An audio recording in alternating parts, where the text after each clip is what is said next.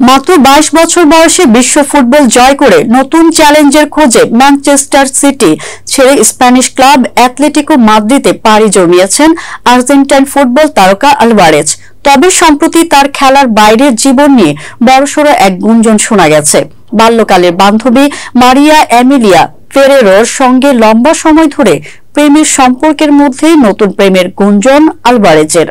Italy এবং আর্জেন্টিনার বেশ কিছু গণমাধ্যম সম্প্রতি তাদের প্রতিবেদনে জানিয়েছে, বৈরুতের সাবেক পর্ন তারকা মিয়া খলিফার সঙ্গে প্রেম করেছেন আলভারেজ।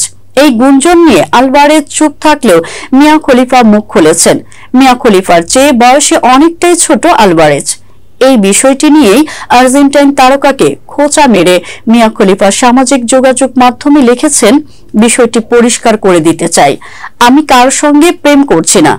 যদি আমি কারোর সঙ্গে প্রেমও করি, এমন কারোর সঙ্গে করব না যে 9/11 এর সময় কোথায় ছিল সেটা জানে না।